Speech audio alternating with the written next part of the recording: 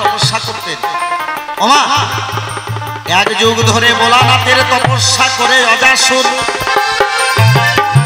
বর প্রাপ্তি হয়, সমস্ত কিছুর রূপ তিনি ধরতে পারেন বলে যাই সভায়।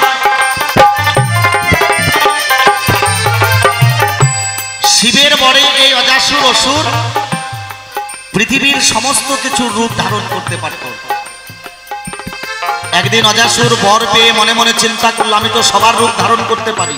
বড় অহংকারী হয়ে অজাসুর অসুর একদিন শিব কৈলাস ত্যাগ করে অন্য স্থানে করেছে গমন। অজাসুর অসুর মনে মনে চিন্তা করলেন, ও বাবা, অসুর মনোপ্রবৃত্তি যাবে, তাদের তো এরকম হওয়াই উচিত, তাই না?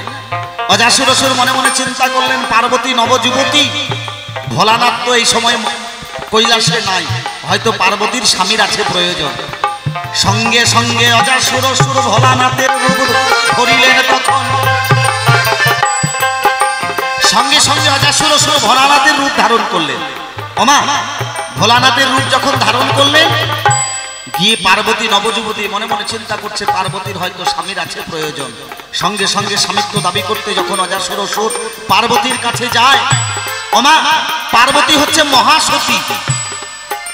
ধ্যান যোগে পার্বতী তখন জানিবারে পায়। এই সময় তো ভোলানাথের এখানে থাকার কথা নয়। ধ্যান যোগে পার্বতী দেখতে পায় এটা ভোলানাথ নয়, ভোলানাথেরই শিষ্য অজাসুর অসুর, তার কর্ম হয়। সঙ্গে সঙ্গে অজাসুরকে অভিশাপ করলেন, হে অজাসুর, তুমি সন্তান হয়ে মাকে দেখে লোভ করো, যাও, আমি তোমাকে অভিশাপ দিলাম, তোমার পাঠাকুলে জন্ম হবে। অজাসুর অসুরকে অভিশাপ দিলেন, মা পার্বতী, যে তোমার পাঠাকুলে জন্ম হবে। ওমা অসুর মনোপ্রবৃত্তি যাদের, যাদের মা মাসি জ্ঞান নাই তাদেরকে অসুর বলা হয়, তাই না? পাঠার সঙ্গে তো সমতুল্য করা হয়। সঙ্গে সঙ্গে অজাসুর অসুরকে অভিশাপ করলেন, হে অজাসুর, যাও, তোমার পাঠাকুলে জন্ম নেবে। অজাসুর অসুর দুই নয়নের জলে ভাসিতে লাগিল। মামা বলে তখন অজাসুর পার্বতীর শরণে পড়িল। মা বলে কাঁদতে কাঁদতে অজাসুর অসুর পার্বতীর চরণে পড়ে গেল। ওমা মায়েদের মন যতই কঠোর হোক না কেন, কারো যদি নয়নের এক ফোঁটা অশ্রু তারা দেখতে পায়, তাদের মনটা কলুষিত হয়ে গলে যায়। পার্বতীর মনে বড় দয়া হলো, মা বলে যখন চিৎকার করতে লাগলো অজাসুর অসুর, পার্বতী ডেকে ডেকে বলল, হে অজাসুর, শোনো, আমি তোমাকে অভিশাপ করেছি, দান এই অভিশাপ তো আর খণ্ডাতে পারবো না, কিন্তু একটা উপায় তোমাকে আমি বলে দিতে পারি, তোমার মুক্তি হবে কবে জানো? আগত লীলায় যখন আমি বৈষ্ণবী কালী রূপ করিব ধারণ, তুমি পাঠাকুলে অজাসুর তখন লভিবে জনম। আগামী লীলায় যখন আমি বৈষ্ণবী কালী রূপ ধারণ করব, তখন তুমি পাঠাকুলে জন্ম নেবে। ভক্তরা তোমাকে আমার পূজা নিয়ে গিয়ে বলি দেবে। দেখবেন পাঠাকে যখন কাতরাতে ঢোকানো হয় তখন ম্যা ম্যা বলে আওয়াজ করে, তাই না? পার্বতী বললেন, ভক্তরা যখন তোমাকে বলি দিতে নিয়ে গিয়ে কাতরাতে ঢোকাবে, তুমি মা বলে রোদন করবে, সেই সময় তুমি পাঠা জন্ম থেকে মুক্তি পাবে। ওই জন্য আমার পাঠাকে যখন কাতরাতে ঢোকানো হয় তখন মা বলে রোদন করে। এই জন্য মায়ের পূজায় আমার পাঠা বলি হয়। শোনো শোনো যোগীরাই, আমি তোমারে জানাই, এটা হচ্ছে এক প্রকারের পাঠা বলি। আদতে আমার মা কি পাঠার রক্ত খায়? ওমা হ্যাঁ, আদতে আমার মা পাঠার রক্ত খায় না। শোনো, তোমার বোঝার ভুল। আর এক পাঠা বলির কথা বলা হয়েছে। কোন পাঠা বলি? এই দেহের মধ্যে 6 জন পাঠা সবাতে জানাই, যেটা সবার শরীরে আছে বর্তমান, আমি রতি শাস্ত্রে পাই। দেহের মধ্যে 6 জন পাঠা। ওমা এই 6 জন পাঠার নাম কি গো? আমাদের মানব দেহের মধ্যে আছে। কি বাবা? দেহের মধ্যে 6 জন পাঠাকে কাম ক্রোধ লোভ মোহ মদ মৎসর্য, এই যে 6 জন পাঠা হয়, এই 6 জন পাঠাকে একত্রিত করিয়া মায়ের চরণে অর্পণ করতে হয়। তাহলে এই 6 জন পাঠাকে একত্রিত করে মায়ের চরণে অর্পণ করতে হয়, এটা এক প্রকারের পাঠা বলি। তাহলে তোমার পাঠা বলি কেন হয় তার সমাধান হলো। ওমা আর একটা জিজ্ঞাসা করেছে, মায়ের পূজায় কেন মদ দিতে হয়? ব্রাহ্মণেরা নাকি পূজার সময় মদের ফর্দ দেয় যে মায়ের পূজায় মদ দিতে হয়। আদতে ওমা মায়ের পূজায় ওই 3x রামের কথা বলে নাই, চুল্লুর কথা বলে নাই। এখন বর্তমান ছেলেমেয়েরা ক্লাবে পূজা করে, ওই অল্প একটু মায়ের কাছে নিয়ে গিয়ে ছোট একটা বোতল দেয় আর পেটি পেটি নিজে খেয়ে মারামারি ঝগড়া করে কুপাকায়, তাই না? আদতে ওই মদের কথা বলা হয় নাই। কোন মদের কথা বলা হয়েছে শোনো মীরা, এই দেহের মধ্যে 3 জন নারী সভাতে জানায়, এই দেহের মধ্যে 3 জন নারী। ও বাবা ভালো করে শুনে রাখো, কাজে দেবে। দেহের মধ্যে 3 জন নারী কোথায়? এই দেহের মধ্যে 3 জন নারীর নাম কি? ওমা এই দেহের মধ্যে 3 জন নারী হচ্ছে ইরা, পিঙ্গলার সুশর্মা নারী রয়েছে বর্তমান সকলেরই। তাহলে ইরা, পিঙ্গলা, সুশর্মা নারী দেহের কোন জায়গায় থাকে? বাম ভাগে ইরা নারী, ডানে পিঙ্গলা রয়, মধ্যদ্বারে সুশর্মা নারী আমি সভাতে জানাই। তাহলে বাম নাসিকায় ইরা নারী, ডানে পিঙ্গলা নারী, মধ্যদ্বারে সুশর্মা নারী। আমি একটা তত্ত্ব কথা বলে যাই ধর্মসভায়। মা এই নারী যদি কারো 90 দিন একইভাবে প্রভাবিত হয়, ডাক্তার বেটে খাওয়ালো সেই জীব, সেই মানুষ আর বেঁচে থাকে না এই ধরায়। 90 দিন যদি এই নারী সবার একইভাবে কারো যদি একইভাবে প্রভাবিত হয়, ইরা, পিঙ্গলা, সুশর্মা নারী, তাহলে ওমা এর একটা উপায় আছে। দেখবেন কারো বাড়ি থেকে এখন বের হবে, আপনার বাম নাসিকায় যদি, বাবাদের বলি, বাম নাসিকায় যদি বেশি হাওয়া প্রভাবিত হয়, সেদিন যদি আপনি বাড়ি থেকে যান, বের হন, তাহলে আপনার রাস্তায় অ্যাক্সিডেন্ট হবে, না হলে কোনো দুর্ঘটনা ঘটবে। এটা ঘটতে বাধ্য, এটা ঘটতে বাধ্য বাবা, যদি বাম নাসিকায় বেশি হাওয়া প্রভাবিত হয়। এই জন্য দেখবেন রামদেব বাবা ওই শ্বাসের কর্ম শেখায়, তাই না? সঙ্গে সঙ্গে বাম নাসিকা চেপে ধরে ডান নাসিকা, পিঙ্গলা, সুশর্মায় আবার দম ছেড়ে দিয়ে সুষ্ঠুভাবে সেই ইরা, পিঙ্গলা, সুশর্মা নারীকে সুন্দরভাবে আয়ত্ত করে যে ব্যক্তি বাড়ি থেকে বের হয় তার রাস্তায় কোনো অঘটন ঘটে না। এটা শ্বাসের কর্ম হয়, তাই না? একমাত্র গুরু ধরলে এটা জানা যায়। ওমা এখনকার ছেলে মেয়েরা তো গুরু আর কি জিনিস সেটাই জানে না। এখনকার ছেলে মেয়েদের কাছে গুরু হচ্ছে মোবাইল, ফেসবুক, ইউটিউব। ওই জন্য অল্প বয়সের ছেলে মেয়েদের চেহারা কানা বান্দর চষা আমের আটির মতন হয়ে গেছে। হ্যাঁ, সংসারে আর শান্তি আছে বাবা? সংসারে শান্তি আছে? দেখবেন আমার বাড়ি বুনিয়াদপুরে, সকালবেলা যদি ওই বুনিয়াদপুরের কোর্টের কাছে যান, তাহলে দেখবেন 100টার মধ্যে 85টাই ডিভোর্স কেস, তাই না? 85টাই হচ্ছে এখন ডিভোর্স কেসের মামলা। ওই জন্য দেখবেন এখন যারা গুরু ধরে না, গুরু আশ্রিত হয় না, যারা গুরু কর্ম করে না, তারা আর কি জানবে বাবা? তাহলে এই দেহের মধ্যে 3 জন নারীকে, বাম নাসিকা ইরা নারী, ডানে পিঙ্গলা রয়, মধ্যদ্বারে সুশর্মা নারী আমি সভাতে জানাই। এই 3 নারী, তার মধ্যে সুশর্মা নারীর মধ্যে আরেকজন নারী বিরাজ করে। যারা গুরু ঘরে গেছেন তারা জানবেন, এই সুশর্মা নারীর মধ্যে আরেকজন নারীকে কুহু নারী বলে ডাকে, সভাতে জানাই। তাহলে নারী কয়টা হলো মা? এই কুহু নারীর মধ্যে আরেকজন নারী বিরাজ করে, তার নাম হচ্ছে চিত্রা নারী। এই 5 নারী একত্রিত করিয়া আহলা জিহ্বায় সমরস উৎপন্ন হয় আমি সভাতে জানাই। রতি শাস্ত্রে তারে মদ বলে, এ তো মিথ্যা কথা নয়। এই মদ দিতে হয় আমার মায়ের পূজায়। তাহলে এই 5 নারী একত্রিত করিয়া সাধুগুরু, যারা সাধক, তারা আহলা জিহ্বায় একটা রস উৎপন্ন করেন, তার নাম হচ্ছে সমরস। রতি শাস্ত্রে তাকে মদ বলা হয়। এই মদ দিতে হয় আমার মায়ের পূজায়।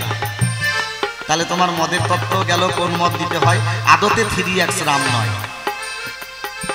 এই তো তোমার কথার জবাব, আমি রাখি নাই মীরা কোনো অভাব। এসো এসো এবার সভায়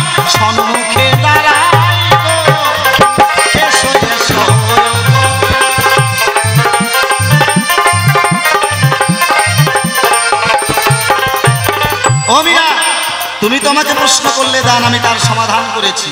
আর একটা কথা জিজ্ঞাসা তোমার কাছে আমি রাখতে চাই। দেখবে মীরাকে যখন রানা কুম্ভ বিবাহ, মায়েরা কি গান শুনছেন?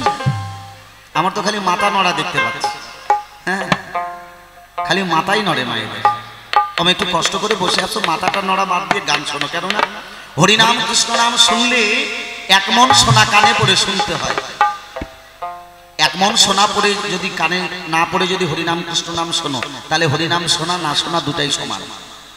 বাজারে এক ভরি সোনার দাম ৬২,০০০ টাকা বর্তমান রেট। তাহলে এক মন সোনা পাবা না, গান শোনাও হবে না।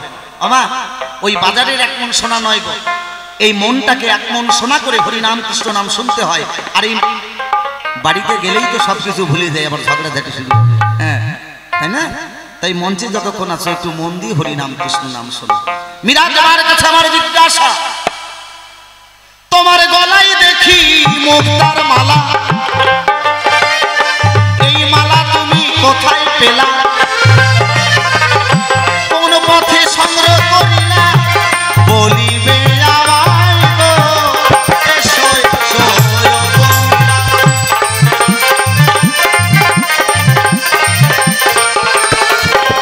হে মীরা, তোমার কাছে আমার জিজ্ঞাসা রয়, তোমাকে যখন আমি বিবাহ করে নিয়ে আসি, তোমাকে আমি মুক্তার মালা দেই নাই। বর্তমান একটা মুক্তার মালা বাজারের রেট ৫ লাখ ৬ লাখ টাকা। কিন্তু মীরা, তোমার গলায় আমি একটা মুক্তার মালা দেখতে পাই। তুমি ভালো করে বোঝাবে ধর্মসভায়, এই মুক্তার মালাটা তুমি কোন জায়গায় পেলা? কি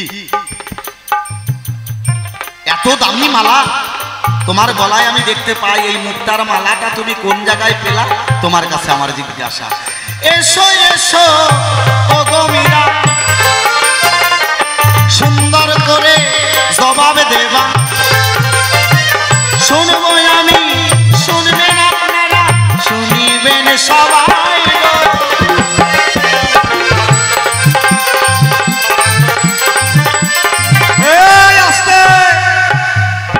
মীরা, তোমাকে যখন বিয়ে করে ঘরে নিয়ে যাই তখন তোমাকে মুক্তার মেলা দেই নাই, তাহলে মুক্তার মালা তুমি কোথায় পেলে?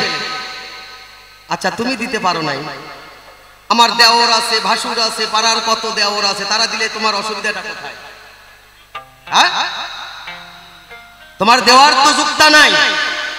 সারা জীবন শুধু টাকা পয়সা নিয়ে লাড়চাড় করে গেলে, তোমার রাজ্যটাকে তুমি পরিচালনা করলে, কিন্তু বইয়ের যে একটা মনের একটা আশা রয়েছে, বাসনা রয়েছে, একটা লিপস্টিক লাগবে, সেটা তো তুমি দিতে পারো নাই। তাহলে এই মুক্তার মালার অনেক দাম হয়, তাহলে তুমি মুক্তার মালাটা পেলে কোথায়? তো বলতে চাই, তোমার ঠাই বেশি লাফালাফি করো না। এখন বর্তমান নারীদের অনেক জোর আছে, মায়েদের অনেক জোর আছে। তোমার মতো স্বামীর দরকার নাই। তোমার মতো ৪-৫টা করে পিছে নিয়ে ঘুরে বেড়াতে পারি আমরা। কি মায়েরা কি বলেন? হ্যাঁ, শোনো শোনো গো স্বামী, তোমার কাছে বলি আমি, মুক্তার মালা পরলাম আমি, মুক্তার মালা পরলাম আমি, মিথ্যা কথা নয় গো।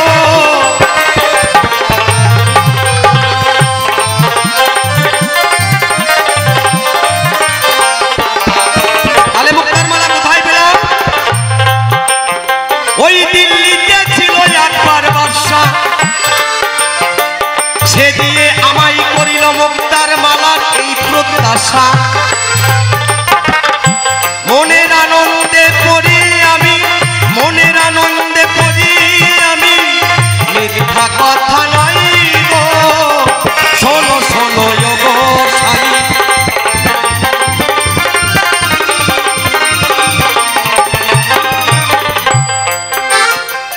আকবর বাদশা নামে একজন ছিলেন, দিল্লির সম্রাট। তিনি আমার গান শুনে, আমার ভজন শুনে ওই মুক্তার মালা আমাকে দান করেছিল, তাই ওই মুক্তার মালা আমার গলায়। আচ্ছা বাবা, দিল্লির সম্রাট আকবর বাদশাহ ওনাকে মুক্তার মালা করেছে দান। আচ্ছা, এই দিল্লির সম্রাট আকবর বাদশাটা কে বাবা? হ্যাঁ, একটা সতী নারীর লক্ষণ কি? যতই দামি একটা মালা দেখ, হ্যাঁ, অন্য একজন সেটা গলায় ধারণ করা কি এটা সতী নারীর লক্ষণ? দিল্লির সম্রাটকে, উনি একজন ইসলাম ঘরের সন্তান, উনি একজন ইসলাম ঘরের সন্তান, আর সে তোমাকে মালা করলো দান, সেই মালা তুমি গলায় পড়লে। তুমি মুসলমানের মালা পড়ো, তবু মীরা তুমি নিজেকে সতী বলো। কেমন করে মালা খানা পরিলে গলায় গো,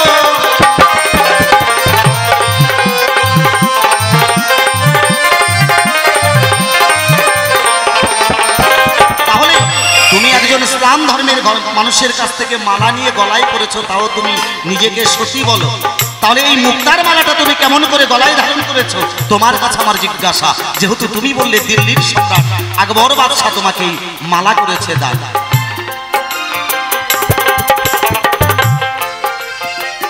শোনো স্বামী, বলতে চাই তোমার ঠাই যখন দিল্লির সম্রাট আকবর বাদশাহ যখন আমাকে এই মুক্তার মালা করেছে দান, এই মালাটা আমি সর্বপ্রথম আমি আমার গিরিধারীর গলায় পরাই, তারপর ওই মুক্তার মালা আমি আমার গলায় ধারণ করেছি। যারা হরিনাম কৃষ্ণ নাম গায় তাদের কাছে জাতির কোনো বিচার নাই, যেখানে হিন্দু, মুসলমান, বৌদ্ধ, খ্রিস্টান এই সব ধর্মের মানুষকে পায়। জয় জয় রাধা গোবিন্দ প্রেমানন্দে হরিবল।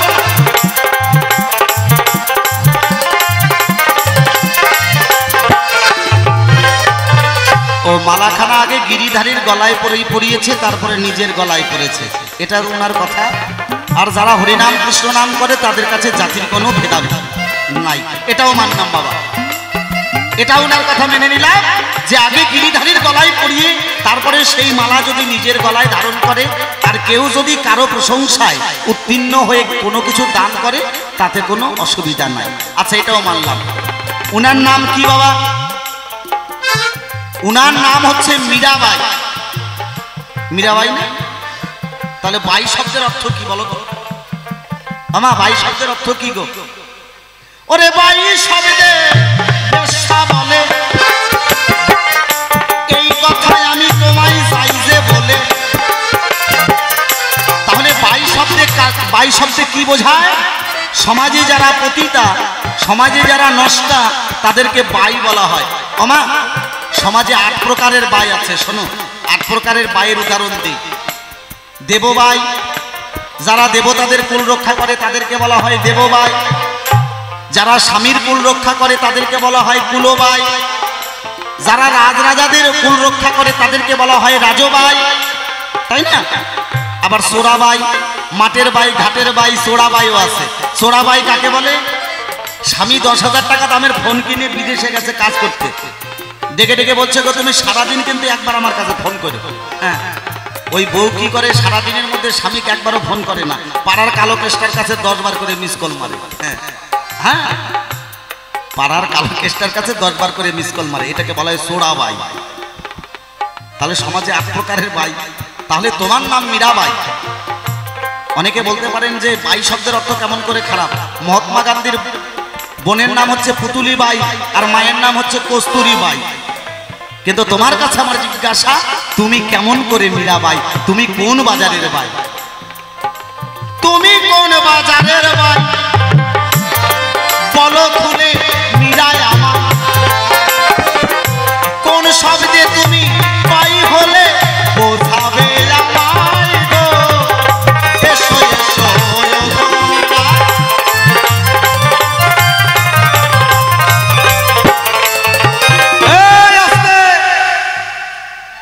যারা ভাই তারা নাকি খারাপ, তারা বেশ্যাবৃত্তি করে, তারা নাকি খারাপ।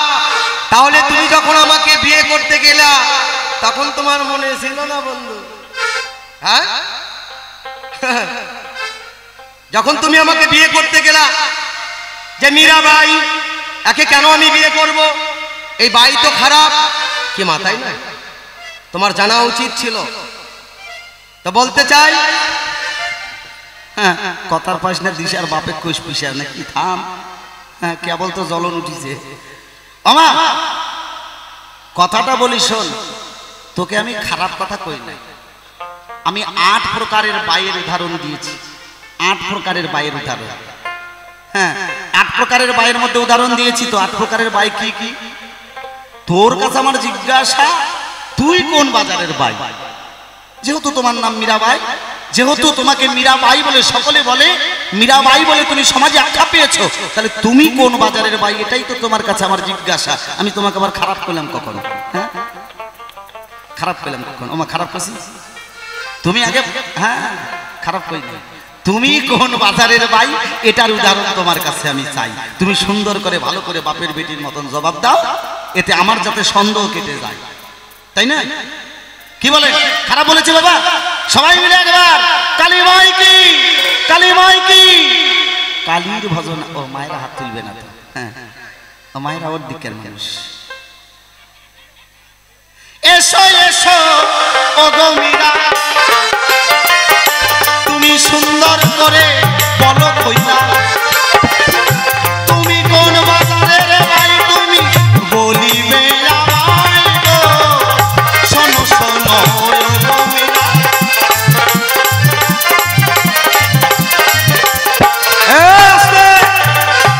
বেটি ছাওয়ালেরা ঘাসে মুখ দিয়ে চলে না। হ্যাঁ, ওই তো বললাম তোর মতো স্বামীর দরকার নাই। হ্যাঁ, এখন আমার মায়েরা বিড়ি বাঁধতে পারে কি, তাই না? লক্ষ্মী ভান্ডারের টাকা পায়, স্বামীর দরকার নাই। তো বলতে চাই তোমার ঠাই মীরাবাই। তাহলে আমি কোন বাই, কোন বাজারের বাই? উনি বললেন। তো বলতে চাই তোমার ঠাই এখানে যে সকল সাধুগুরু বৈষ্ণবেরা রয়েছে, আমা আমার যে সকল মায়েরা রয়েছেন, বাবারাও রয়েছেন, কার্তিক মাসে আমরা যখন একটা নগর কীর্তন নিয়ে বাড়ানো হয় কার্তিক মাসে, সেই মাসে সবাই সেখানে, মানে বুড়া বুড়ি ছোড়াছুড়ি নাই, আমরা তখন সেই মানুষটাও তখন পালন করি। আর এই মাসে যে সকল সাধুগুরু বৈষ্ণবেরা ভোরের কীর্তন নিয়ে বাড়ানো হয়, আর সেই সময় আমরা সবাই বাই, আমরা সবাই সেই বাজারের বাই, হরিনাম কৃষ্ণ নাম গাই, আর আমরা সেই পথের সেই দিনকার হই বাই। কি আপনারা বের হন তো? আপনারা সেই মাসটা পালন করেন? কেননা সেই দিন থেকে আমরা এই বাইর বাজারে এসে হরিনাম কৃষ্ণ নাম সাধুগুরু বৈষ্ণবের দ্বারে দ্বারে ঘুরে বেড়াই, আর সাধুগুরু বৈষ্ণবের চরণ ধুলি ঘুরাই।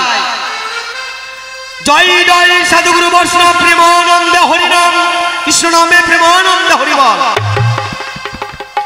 শোনো শোনো গো স্বামী, তোমার কাছে বলি আমি,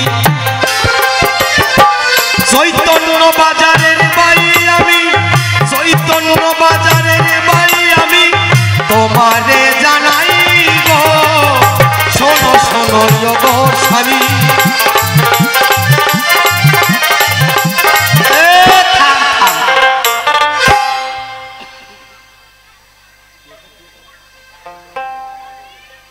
উনি সুন্দর করে সমাধান দিল, তাই না? উনি নাকি চৈতন্য বাজারের বাই। কার্তিক মাসে যারা সকালবেলা নগর কীর্তনে বের হয়, সেখানে গিয়ে যারা কৃষ্ণ নাম করে দুহাত তুলে নাচে গায়, তাকে বলা হয় কলির যুগে চৈতন্য বাজারের বাই। আমার ঠিক আছে তো? উনি, ওর বাড়ি বাংলাদেশ, ওর বাড়ি বাংলাদেশ, আমা ওর বাড়ি বাংলাদেশ। এইবার দেখবেন বাংলাদেশে যখন এইবার গেল, বর্তমান শেরপুর খুশিপুরে উনি বাড়ি করেছে। এই যে বাতাসা, বাতাসা খাইতে খাইতে যেন দাঁত না ভাঙে দিব।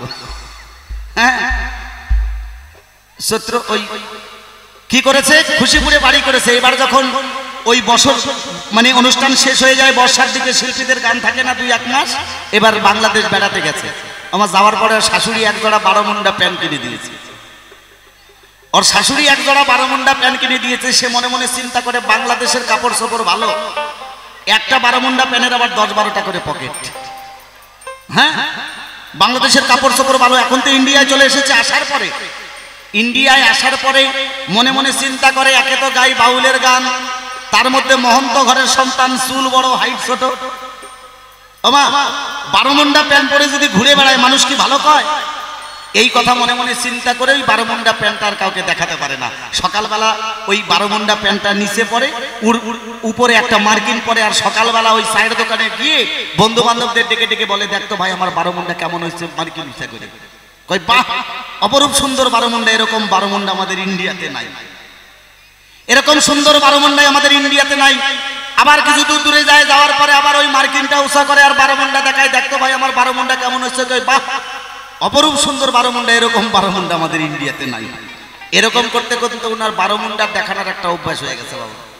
পরের দিন সকালবেলা আবার ঘুম থেকে উঠছে, উঠার পরে চায়ের দোকানে গেছে, মার্কিনটা উষা করে আর 12 মুন্ডা দেখায়, দেখতো ভাই আমার 12 মুন্ডা কেমন হচ্ছে, কয় এই হারামজাদা তোর 12 মুন্ডা দেখো না, তাড়াতাড়ি বন্ধ কর। সে মনে মনে চিন্তা করে প্রত্যেকদিন 12 মুন্ডা দেখায়, সবাই ভালো কয়, আজকে দেখতে চায় না, ব্যাপার কি। আবার কিছু দূর দূরে যায়, যাওয়ার পরে আবার ওই মার্কিনটা উষা করে আর 12 মুন্ডা দেখায়, দেখতো ভাই আমার 12 মুন্ডা কেমন হচ্ছে, কয় এই হারামজাদা তোর 12 মুন্ডা দেখো না, তাড়াতাড়ি বন্ধ কর। সে মনে মনে চিন্তা করে প্রত্যেকদিন 12 মুন্ডা দেখায়, সবাই ভালো কয়, আজকে দেখতে চায় না, ব্যাপার কি। নিচের দিকে তাকিয়ে দেখে সেদিন 12 মুন্ডাই পড়ে নাই। তো 12 মুন্ডা দেখানোর মতন গল্প করলে তো হবে না, আজকে জব্দ করেছে আজকে মঞ্চে। কি বলো মামা?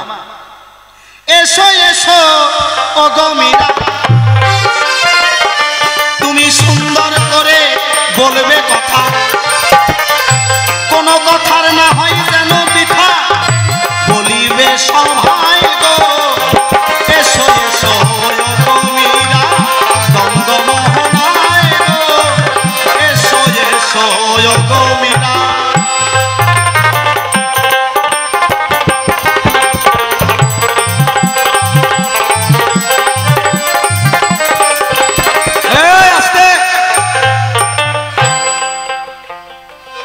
যেদিন থেকে বিয়ে হয়েছে সেদিন থেকে বর্তমানে এই মানুষটার সঙ্গে খালি ঝগড়ার গন্ডগোল, ঝগড়ার গন্ডগোল। তাহলে কি আর সংসার হবে? ওমা, যে মানুষটা প্রত্যেকটা দিন মদ খাইয়ে আসবে বাড়িতে, চুল্লু খাইয়ে আসবে বাড়িতে, সেই মানুষটার সাথে কি সংসার করা যাবে? তো আমি মনে মনে একটা চিন্তা করেছি, মনে মনে একটা ভাবনা ধরেছে, তোমার মতো মানুষের সঙ্গে আমি আর সংসার করতে চাই না। আমি এখন মধুর বৃন্দাবনে যাব, আর মধুর বৃন্দাবনে গিয়ে আমি আমার গিরিধারীকে নিয়ে হরিনাম কৃষ্ণ নাম গাইব আর সাধুগুরু বৈষ্ণবের চরণ ধুলি ঘুরাবো। এই আশাটুকু নিয়েই আমি মধুর বৃন্দাবনে যেতে চাই। আপনারা কি বলেন? কি তাই না? জয় জয় রাধা গোবিন্দ প্রেমানন্দে হরি বল হরি বল। মধুর বৃন্দাবনে যাবে, সংসার না করে মধুর বৃন্দাবনে যাবে। মা, কেউ যদি স্বামীর কাছে ভালো না হয়ে যদি মধুর বৃন্দাবনে যায়, সেখানে গিয়ে তীর্থ করলে কি আর তীর্থ কাজে লাগবে? কি বাবা, কাজে লাগবে? তাই মীরা শোনো, তুমি যখন বৃন্দাবনে যাবে আমার কোনো আপত্তি নাই। তোমার কাছে আমার 3টা শর্ত আছে, যদি পূরণ করতে পারো তাহলে আমি তোমাকে অনুমতি দেব, তুমি মধুর বৃন্দাবনে গিয়ে রাধা গোবিন্দের যুগল চরণ দর্শন করবে। স্বামীর কাছে অনুমতি না নিয়ে যাওয়া পর্যন্ত বৃন্দাবনে গেলে তোমার কোনো ফল হবে না। তাই 3টা শর্ত তোমাকে মানতে হবে। 3টা শর্ত কি? এই 3টা শর্ত হচ্ছে, এখানে আমার যেসব মায়েরা আছে, বাবারা আছে, সবার সামনে তোমাকে এখন 3টা সন্তান আমাকে দিতে হবে, তারপরে তুমি মধুর বৃন্দাবনে যাবে। 3টা সন্তান দিয়ে তুমি যদি মধুর বৃন্দাবনে যেতে পারো তাহলে তোমাকে আমি বৃন্দাবনে যাওয়ার অনুমতি দেব। দেখেন দিদি, লজ্জা শরম তো কিচ্ছুই নাই। পুরুষের যদি লজ্জা শরম না থাকে তাহলে মেয়ে মানুষের থাকে নাকি? কয় এই মুহূর্তে 3টি সন্তান দিতে হবে, তারপর তোমাকে অনুমতি দিব, তুমি মধুর বৃন্দাবনে যাবে। বছরে একটা দেওয়া যায় না, কয় 3টা দিতে হবে। এটা কি কথা হলো? কি অমিতের কয়টা? যারা হরিনাম কৃষ্ণ নাম গাই, যারা বৈষ্ণব মতে রয়, যারা সাধুগুরু বৈষ্ণবের বাজারে সাধুগুরু বৈষ্ণবের চরণ ধুলি কুড়ায়, তাদের পক্ষে সবকিছু সম্ভব হয়। এক সেকেন্ডের মধ্যে আমি তোমাকে 3টি সন্তান দিতে চাই, আর এই সন্তান নিয়ে তুমি তোমার সংসার পরিচালনা করো। আমি মধুর বৃন্দাবন, আমি আমার গিরিধারীকে নিয়ে থাকতে চাই। শোনো শোনো গো স্বামী, তোমার কাছে বলি আমি, দিবই আমি সন্তানে 3টি, মিথ্যা কথা নয় গো।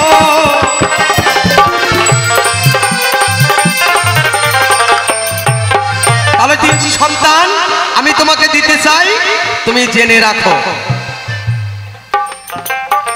আমার সন্তানের নাম হয়,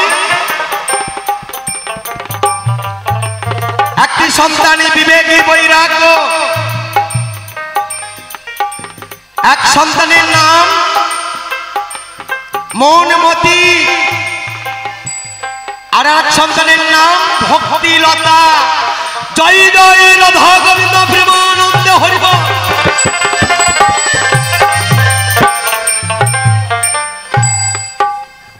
তাহলে মীরা যাবে মধুর বৃন্দাবন। মীরা শোনো, তুমি যদি মধুর বৃন্দাবনে যাও, তাহলে আমি আবার কেমন করে থাকবো, তাই না? তুমি যদি মধুর বৃন্দাবনে যাও, আমার তো থাকা খুব মুশকিল। আর তুমি মধুর বৃন্দাবনে গেলে রানাকুম্ভ সদা সর্বদাই মীরাকে বিবাহ করে নিয়ে এসেছে। তাই মীরা শোনো তোমার কাছে, ওরে বৃন্দাবনে যাবে চলে আমাকে পর করিয়া, বৃন্দাবনে যাবে চলে আমাকে পর করিয়া, কেমন করে থাকবো তোমায় ভুলিয়া, আমি কেমন করে থাকবো তোমায় ভুলিয়া।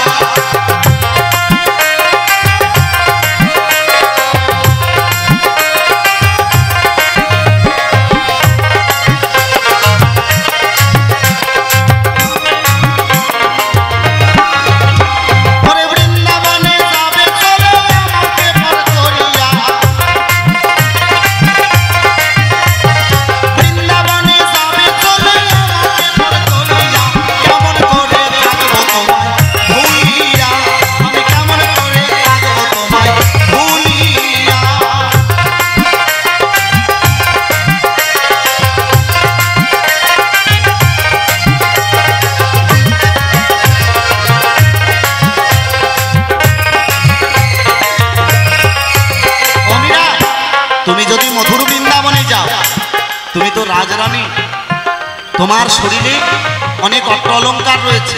ওমা, এই অট্ট অলঙ্কার নিয়ে তুমি মধুর বৃন্দাবনে যেতে পারো না, কারণ বর্তমান মীরা যে সুন্দরী, তার মধ্যে এত অট্ট অলঙ্কার।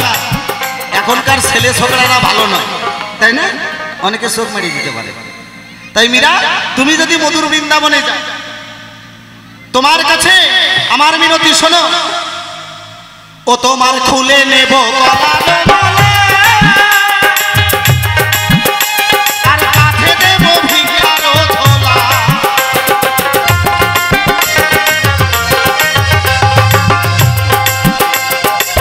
ও তোমার খুলে নেব আর কাঁধে দেব ভিক্ষার ঝোলা, ওরে কৃষ্ণ নামের তিলক তোমায় দেব পরায়া।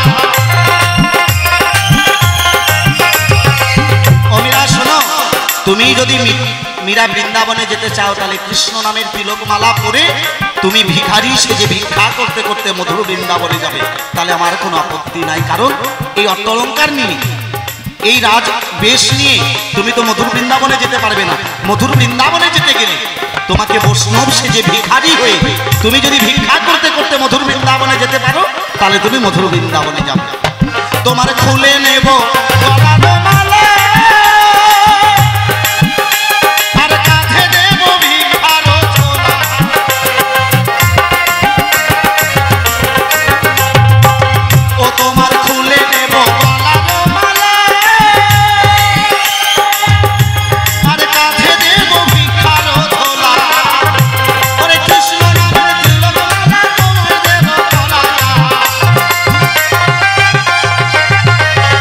কৃষ্ণ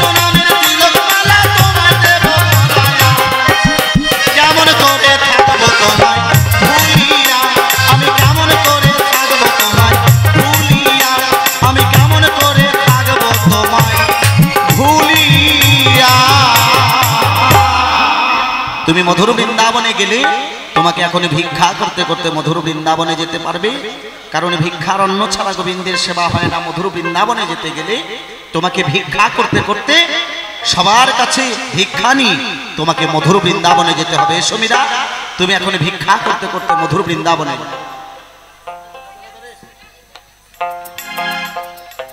ওমা,